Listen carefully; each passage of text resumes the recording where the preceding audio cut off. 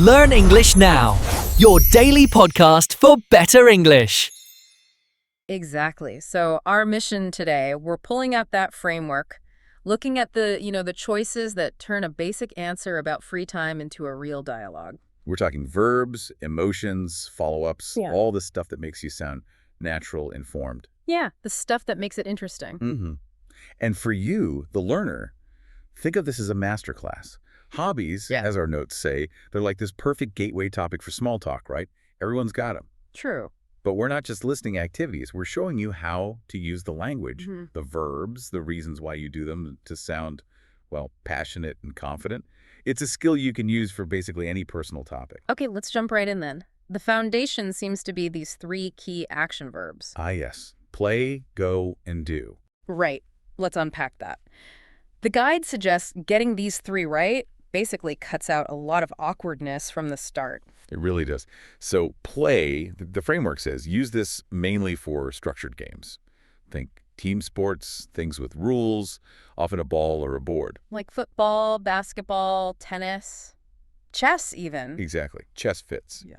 It's that idea of formalized competition. So saying I play basketball with friends, that works perfectly. Okay, makes sense. Then there's go. This one's about movement. Yeah, exactly. It's for activities usually ending in inging that involve, going somewhere or moving. You go swimming, go jogging, go hiking. So you wouldn't say I do swimming. That's the common mistake. That's what the example suggests, yeah. The structure is I go swimming every Saturday. Yeah. It describes that continuous action, the movement. Got it. And the last one, do. What's that cover? Do is more for exercises, specific disciplines that aren't really team sports or martial arts. You do yoga, you do karate, you do exercises. Yeah. And the guide has this great example. I do yoga before work to feel calm. See how that nails the action, the verb, and the reason all in one go? Yeah, that's smooth. It connects the what and the why immediately. That distinction play, go do, forces you to actually think about the kind of activity it is. Right. Is it a game? Is it movement?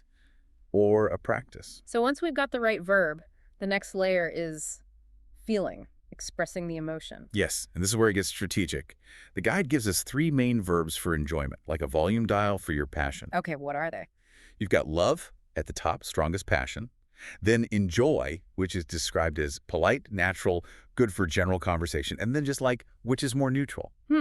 But is saying I love reading maybe a bit much if you've just met someone? What's the advice there? That's a really good point. The framework suggests love is maybe best for people you know well, or when you really want to emphasize a deep passion. So for general small talk. Enjoy is probably the safer, more tactical choice.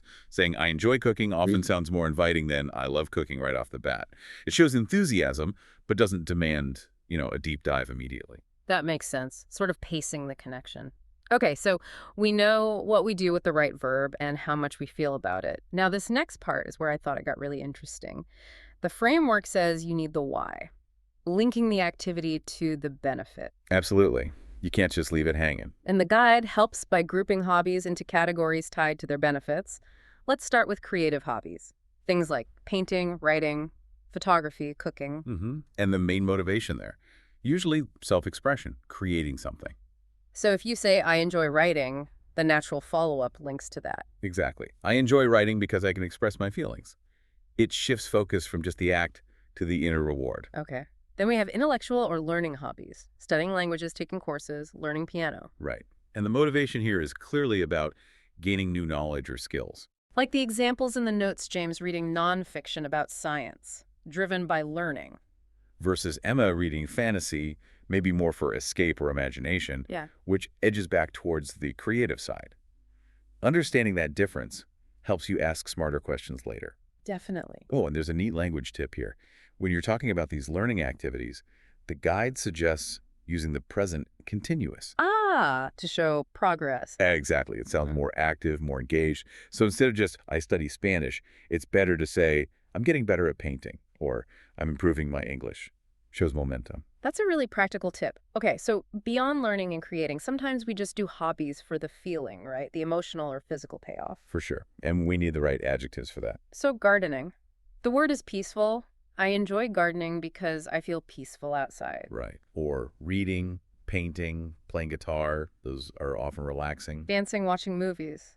Fun or exciting. And things like jogging are obviously healthy. The guide highlights specific phrases too, like, I find hobby relaxing, or I think hobby is healthy. Yes. Using I find, or I think, turns it into your perspective, not just a fact. It invites the other person to share their feeling about it, keeps the conversation moving. Okay, so we've covered the what, the how much, and the why. Now, keeping it going, the framework is clear. After you share, you need to pivot. Absolutely. It can't be a monologue. You have to show interest back. How do we do that smoothly? Well, the guide gives some gentle ways in. Standard questions like, what do you like to do in your free time? Or, do you have any hobbies? Or maybe slightly more open, what are your interests? Yeah, that one feels quite natural. They're invitations. But the real secret isn't just that first ask, it's the follow-up questions, isn't it? If someone says, I enjoy knitting, just saying, oh, cool, kind of kills it. Totally.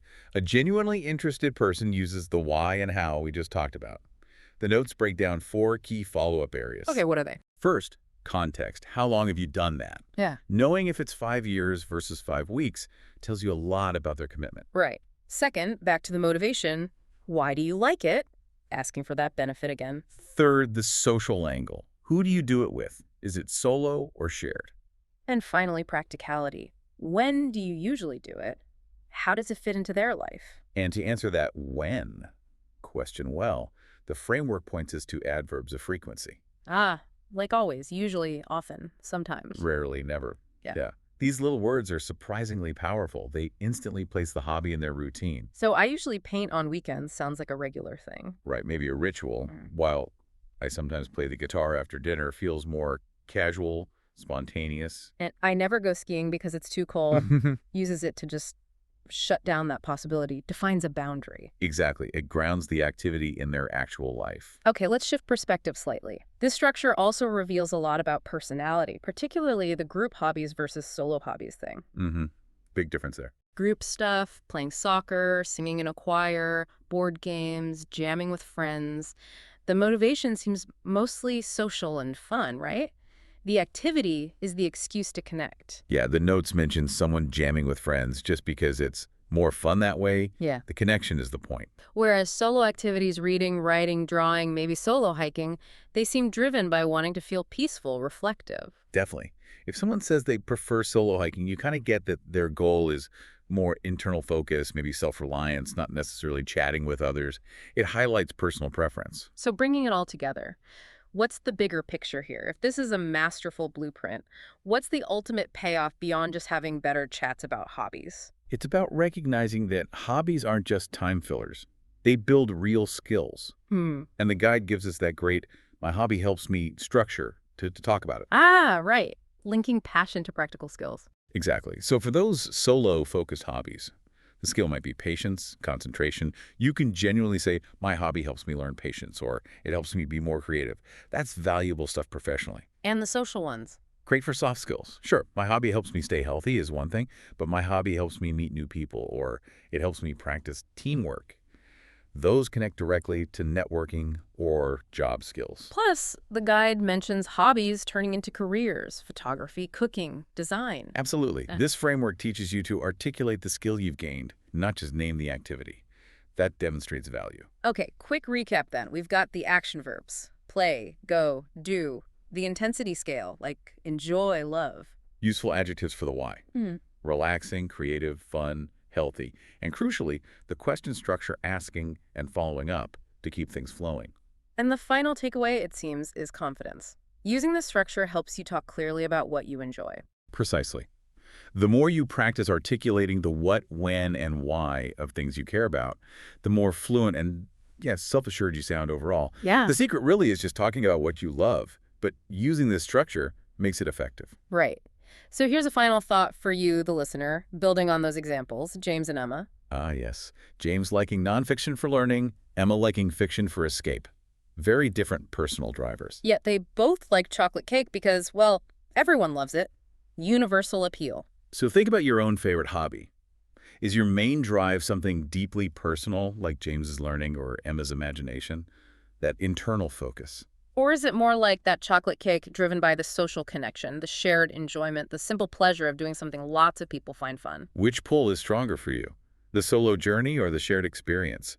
Understanding that balance within yourself That might be the deepest insight here. That's all the time we have for this deep dive. Keep practicing, stay curious, and try using that blueprint. We'll see you next time.